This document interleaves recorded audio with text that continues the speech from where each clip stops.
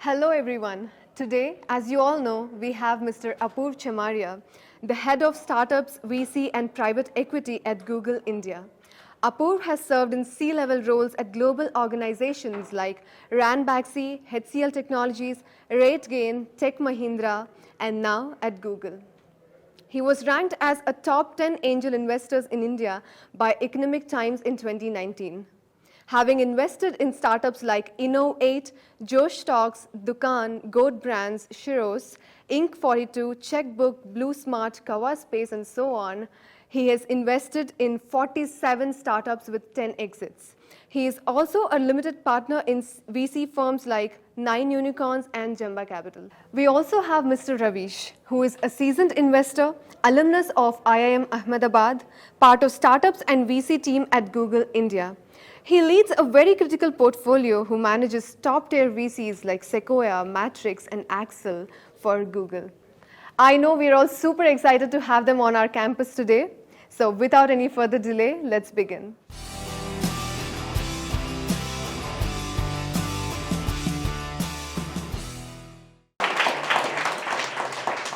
Thank you so much. And let's get started with getting to know your journey, sir. Can you please walk us through your journey as an investor? So I started investing 10 years ago, and I'm only talking about investing in startups.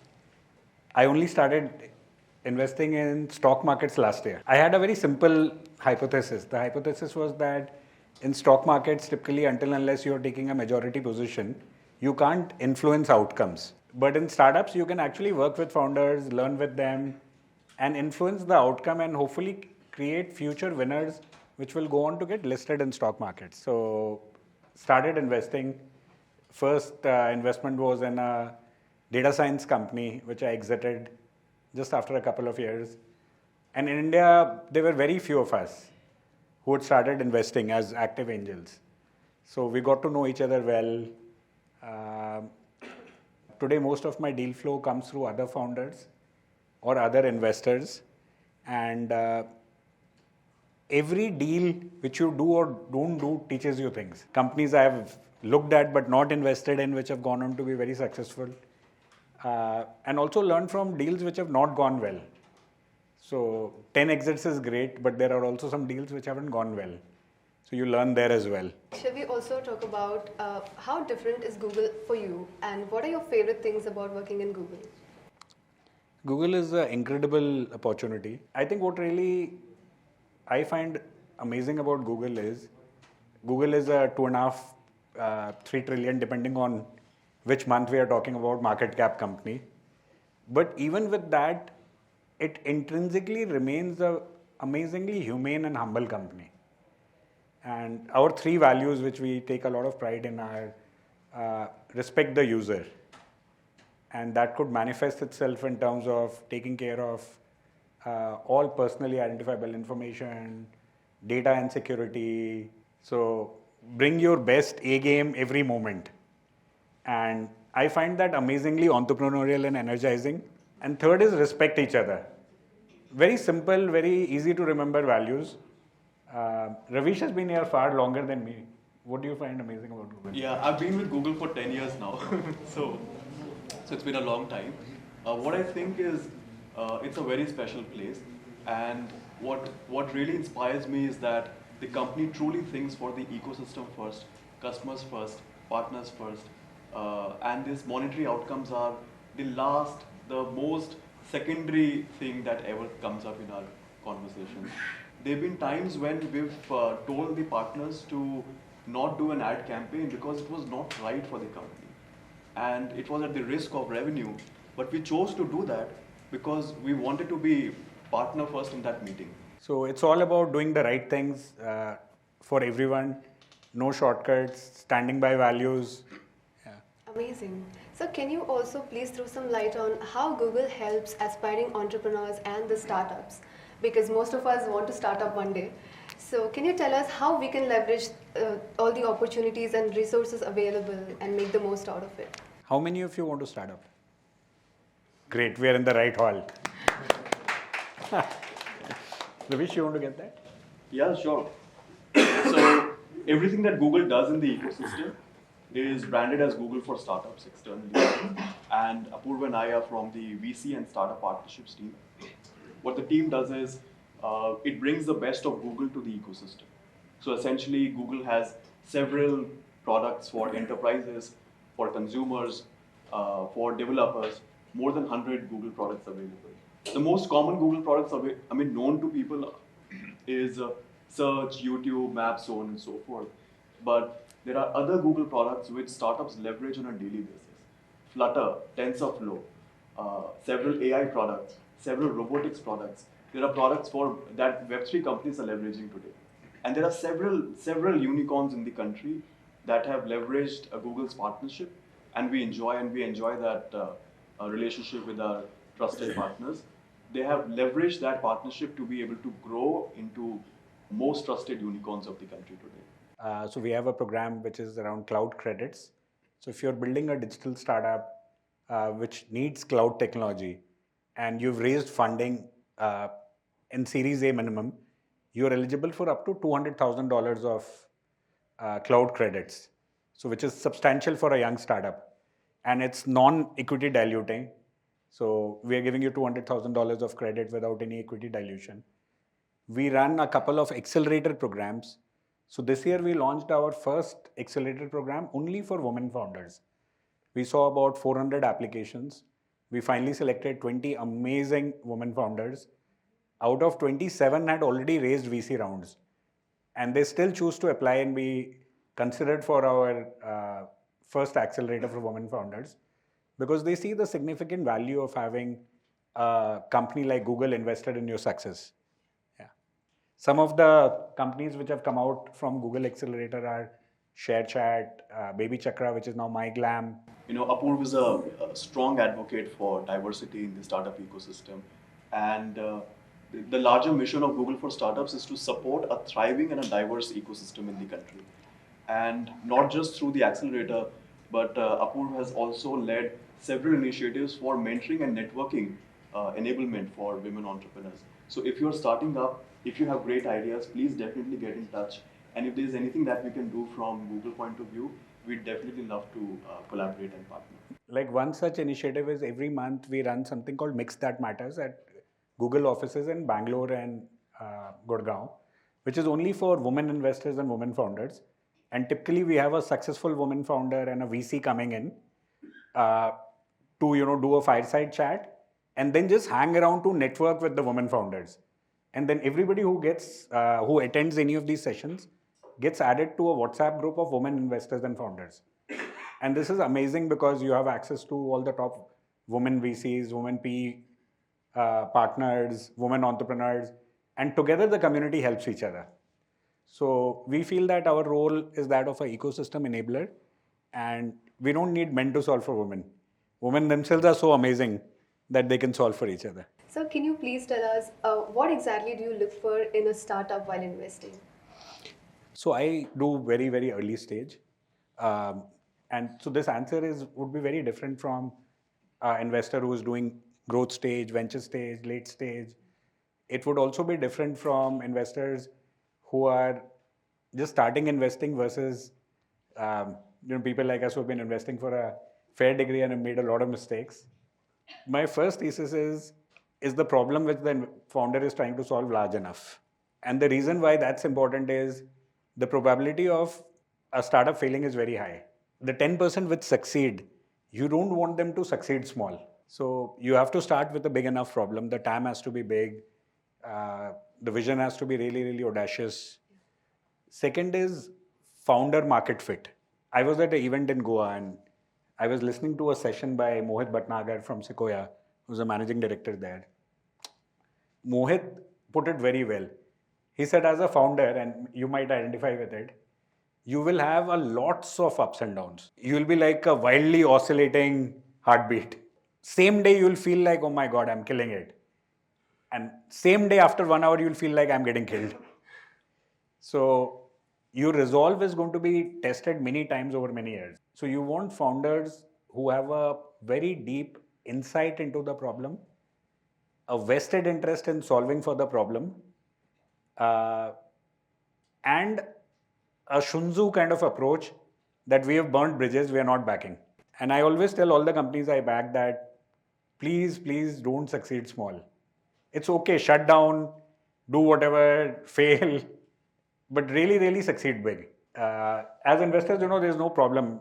Investing is a risky business. So at times, we'll not make money, that's fine. But we really want founders to succeed big. I'll give you an example. I'd invested in a company called Feed. At one time, it was the second largest viral network in the world, viral marketing network. So it was second to BuzzFeed. So company run out of Indore. I'm very big on tier 2 founders. I think the grit they bring to the table is phenomenal, right? They don't have any backup option. If you're coming from Darbhanga or Jaipur or Indore, there's no backup. You have to succeed. So they bring their A game all the time. So doing very well. In 3 years, they were doing about 50 crores of revenue with 45-50% PAT. Profit making from day zero.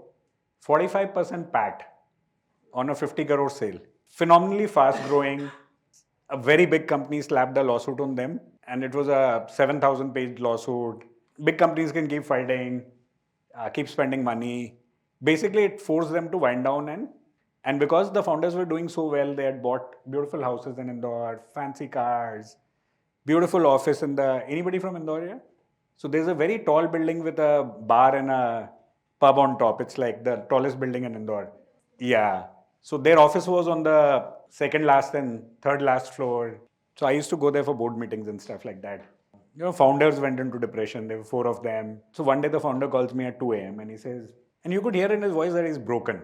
And I'm calling you because you're not only an investor, but you're like an elder brother. And I've let you down. I said, you have not let me down. I'm booking a ticket for you. You come to Delhi. Stay with me.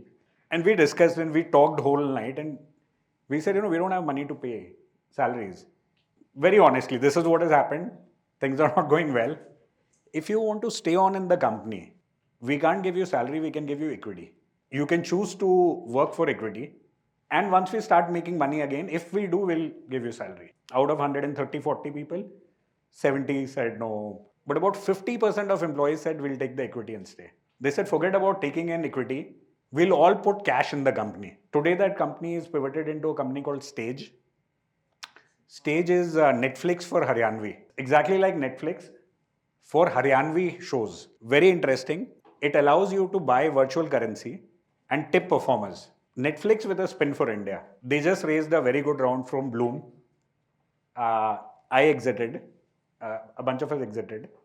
Phenomenal journey. So you want founders who are not going to back down. It is going to be incredibly tough. It's supposed to be tough. It's supposed to be non-rewarding for many years. It's basically a long-term game. Ravish actually gifted me a very nice book. It's a book by Naval Ravikant. Actually, somebody else has written it. The Naval Ravikant Almanac. And one thing which stood out for me, which is a very important quote, play long-term games with long-term people. If you want to maximize wealth. So as an investor, I want to play long-term games with long-term people.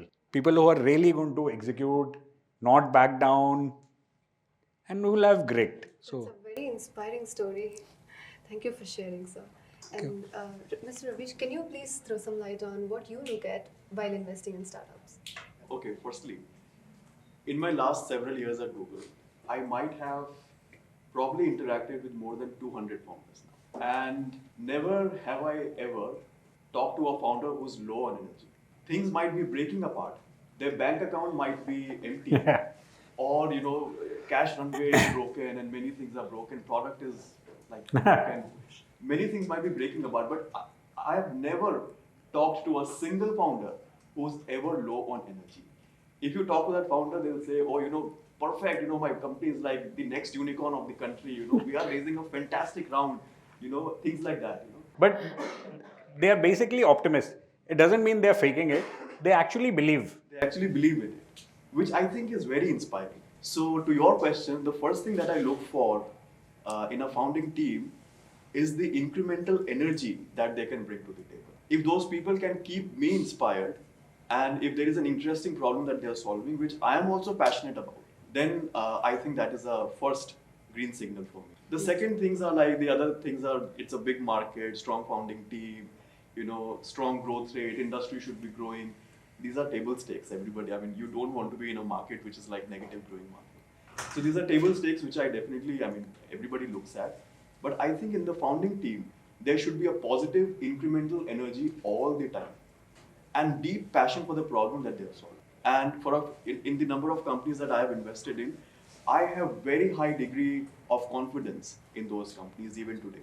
And I'm very, very sure that all those companies are going to do well. And so far in the portfolio that I have, I think I'll have 0 mortality rate and 100% success rate. Wow. Super. So, while we are talking about optimism, I think it's important to validate a startup idea at every stage, at different stages, right? So, there's one side where we have to be optimistic, but also realistic. So, can you tell us how should founders go about validating their idea at every stage of startup? Just one thing, speak to customers. Don't build in isolation. Don't build an office. The best founders do many customer calls, inspiring stories, right? Sachin Bansal, Bindi Bansal. They would do book delivery, clothes delivery first many years. We were at a Diwali party hosted by Matrix. So I was talking to Rohit Bansal of Snapdeal. And I was reminding Rohit, when they started Snapdeal, they were a couponing site. So they would go to a Pizza Hut and say, you want to give 50 rupees off per pizza? I'll print coupons and I will put it in newspapers. That was their model. They were not an e-commerce site. And I remember him doing all the customer calls. 0 delegation. It's a superpower. Understanding consumer. If you don't understand, you can't solve. You can't solve for it creatively. You'll not feel the pain. You can read about water. You can listen to water, the sound of water. There's nothing like water on your face. So if as a founder, you're not feeling the water on your face daily, very, very deeply, building in isolation is a sure shot recipe for it. You'll raise some rounds. Raising a couple of rounds is not that difficult. All of you have good pedigree, you'll raise some rounds. But are you building something which will be iconic? Mushkil hai. Absolutely, makes sense. So, in the story that you mentioned, right, certain failures are not really in our control. But there are some things that are definitely in our control, maybe some of the skills that we can develop. So, can we talk about the most important skills that entrepreneurs must develop? I would say 3 things. Firstly, first principle thinking. Don't get bamboozled by any consultant speak, and no disrespect, they add value. But anything which is just sounding very snazzy or complex, just keep getting down to double click, triple click, 4 clicks. Basic first principle thinking. There's a newsletter which comes, it's called Wait But Why. I don't know if any of you read it. So Wait But Why is an iconic Silicon Valley newsletter. It's a weird newsletter, there's no periodicity. At times you will get 2 a month, at times you will get 1 a year. Because they have to be inspired to write about it. It's free. So you can't push them to write a lot. And it takes any problem. So it did a breakdown of all the companies, startups which are fighting for space travel. So it looked at SpaceX and many others. Amazing breakdown. Solid first principle thinking. Getting down to, various kinds of fuel costs, hydrogen fuel versus something else. First principle thinking is very important as a founder. Otherwise, what happens is, you will not see the consumer. You will see the consumer as SECA 30 plus housewife. The consumer is actually Pooja or Neha or Nidhi. If you start seeing a lot of abstract information, abstraction is okay for some levels, but for you to really, really understand it at depth, first principle thinking is important.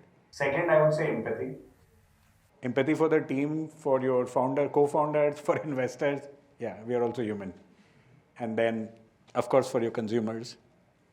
And third is ability to really, really drive unexpected value. Unexpected value is the most important thing. Expected value is, hey, I ordered a pizza and I got a pizza. It's expected. Unexpected value is I ordered pizza, it came, it had just an example, it had a handwritten note. There was an animal made on the pizza with some whatever. You can see it's a labor of love. If you're not delivering unexpected value, like when we walked into this, we saw your campus, I could clearly see it's a labor of love. Thought has gone into it. It's got a positive vibe, energy. People sense when something has been crafted with love or not. You write a small email, and you craft it with love, it delivers unexpected value. Versus, anything which is okay, mediocre, you can see their heart is not into it. You also feel differently when you read that kind of a note, right? True. It just shows up. Even a WhatsApp message, some WhatsApp messages are so high energy. Like when I get some founder updates, I'm like, my God, it's like they're jumping out of the message. Very thoughtfully done, it's small, precise, to the point. Yeah. Amazing. So, so as we were talking about skills, can we also talk about in the journey of startup? A lot of founders make multiple mistakes. So, what are some of the common mistakes that you have seen founders do, and how can they avoid them? I think, of course, like founders know their markets well and they know their customers well. So definitely, I'm sure they are on top of their game there. Just one point to mention is that I feel one pitfall for many people I've observed is that they have a tendency to think short term. And we are inherently built, we are humans, so we are built to sort of like instant gratification, getting things done right away. So we are tuned mentally to think short term, right? To get things done immediately.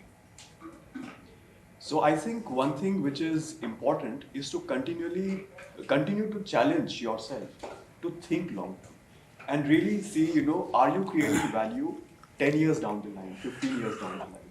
I've seen that the most successful people, and also by the way, these people are advisors to many startups. They are advisors to investors, operators. Like they have had like a stellar experience as well, working and interacting with founders. And all these people also continue to challenge themselves to think long term. It's an ongoing journey. It takes some practice also. It also takes some patience to take a step back and see, is this solution really creating long-term impact? If this is not, can we deprioritize this? So I think as a founder, it's a daily challenge to think long-term. Is my input here. Amazing. Thank you so much for that. Just add something small here. I'm telling you something very counterintuitive. If you are 22, 23 and you're not analytical, conventional wisdom says become more analytical. Another way is to find somebody who is analytical. A lot of founders think, actually many people, that they can be like a champ in everything. Some people can maybe, but often you can't. You don't want to take the path of most resistance every time. You want to do that for meaningful things. You can do it occasionally, but you're better off at times finding a path around the problem. Think deeply before you start working on your weakness. A better solve as a founder could be to find someone who complements. So rather than trying to go down that path, or maybe you're doing something which is very operationally intensive. Your skill is big picture thinking and not really running operations which run on one cell in an Excel sheet. You can train your mind and still possibly be a 5 upon 10. Or you can find someone who's an ops whiz. So finding people better than you every time you hire people better than you is very important. That's a very unique perspective, and it really tells us how to team up for the VIP challenge in the next term for us. So VIP challenge is basically our college makes us build our own businesses and do it as a part of curriculum. So as we are talking about challenges, in this term we had create a challenge. So basically here we have to go on social media and get into personal branding and using social media channels. Nice. So can you please tell us how we can use our last term challenge, which is the creator challenge, social media and personal branding, into businesses, growing businesses and using it as a marketing tool? Don't do anything which you would not do in real life. Just because it is digital, it does not give you the liberty to be rude, obnoxious, or anything which you're not. So a lot of people think it's low consequences, lots of people are possibly getting inspired by you, learning from you. If you're doing something crazy like jumping off a building, maybe a child sees it and does something stupid. So personal branding starts from being responsible. And responsibility means thinking about the consequences of what you post. What do you really want to achieve with that? I also think less is more. It's very cluttered, right?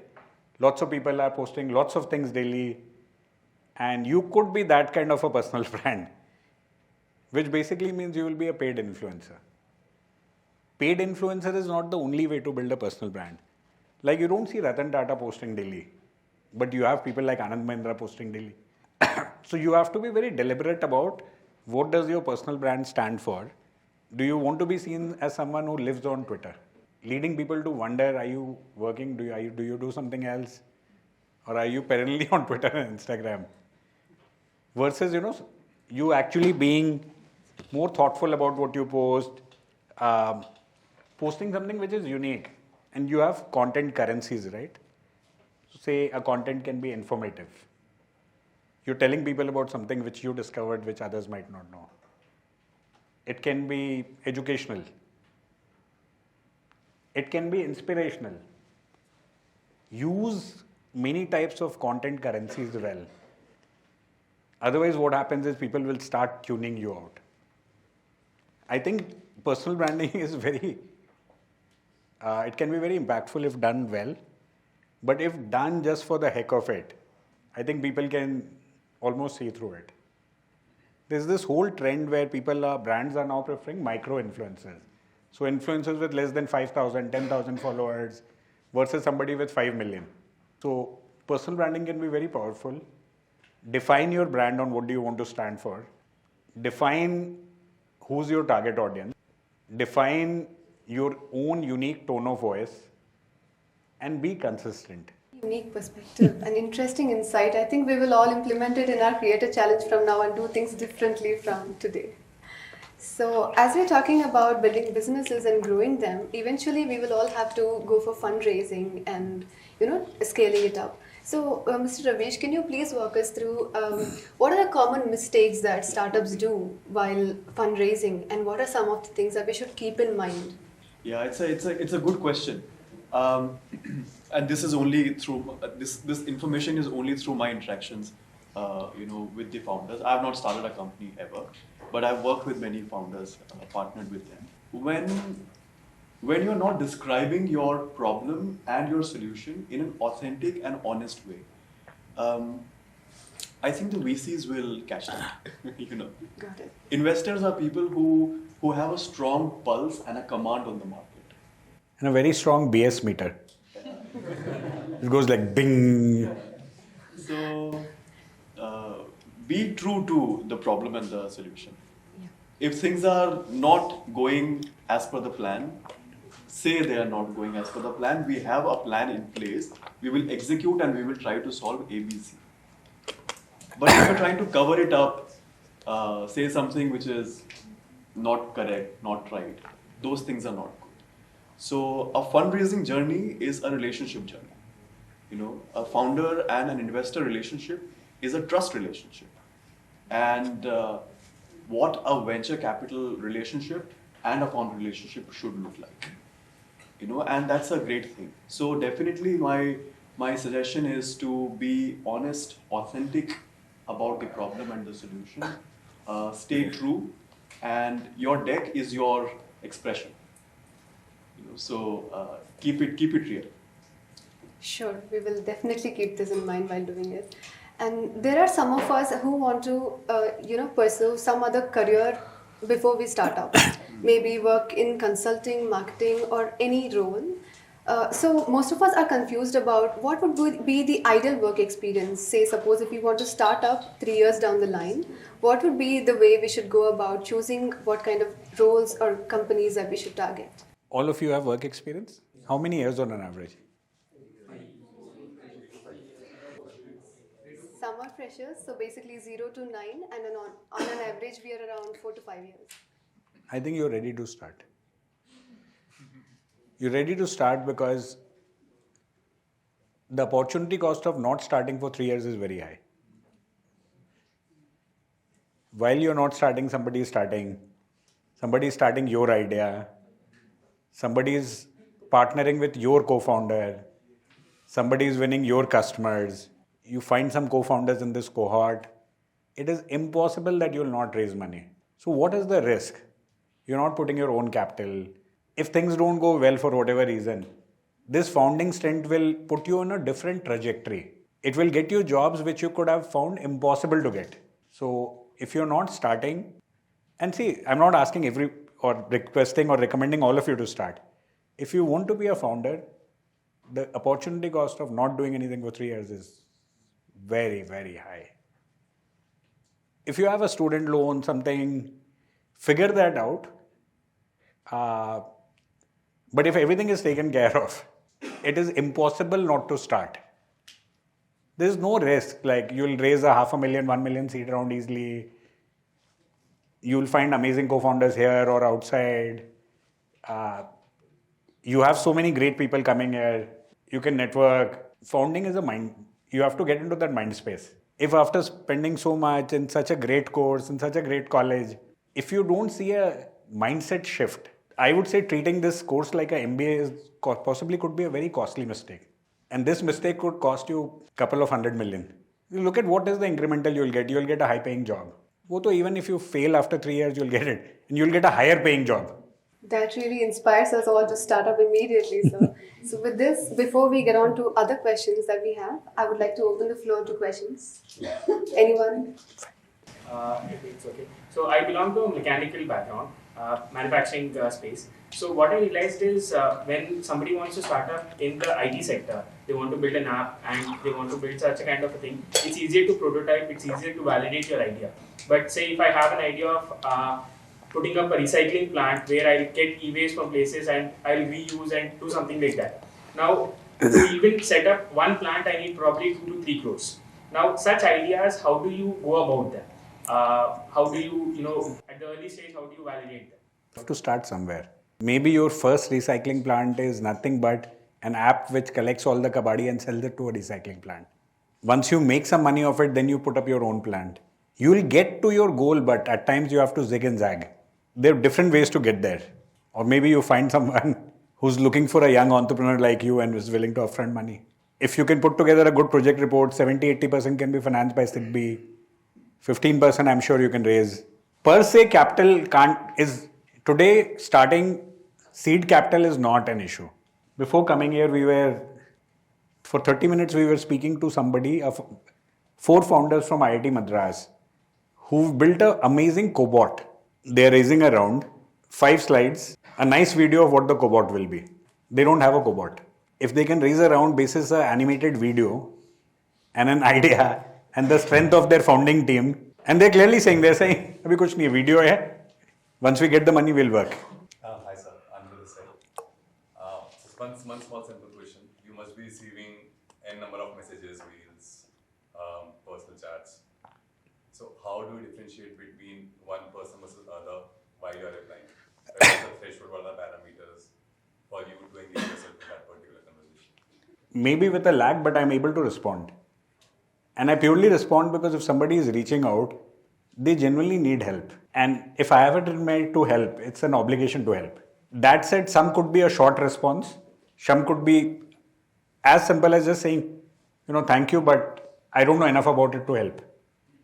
And some could be a more detailed conversation, a meeting, follow-up, a connection, warm connection. The trick is to send a message which is short, which is to the point, which clearly explains what is the help needed and how would they benefit from it.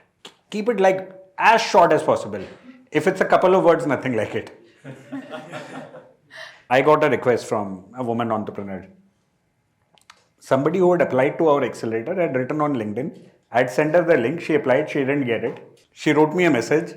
I didn't get it. Can you please enable and help me get just top 1 feedback? I'll not share it. It'll be very useful. It'll possibly change me and my team's destiny. Incredibly powerful.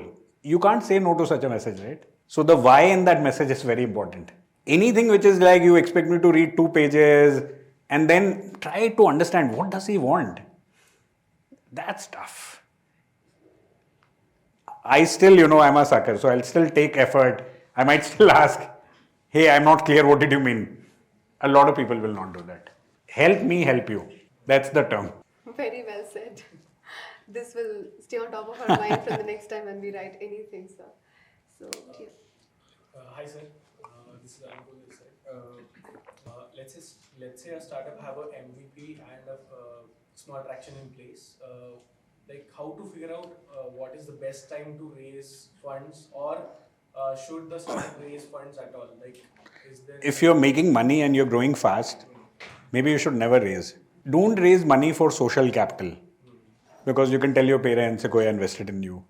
Don't raise for that reason.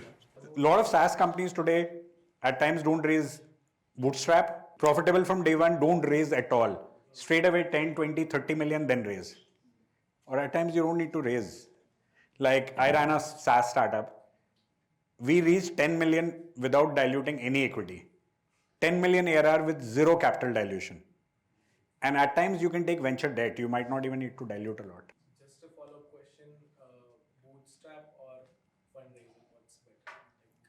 What are you trying to solve for? If you don't have money, you'll need to raise. If you have money, why would you raise? Equity is so valuable.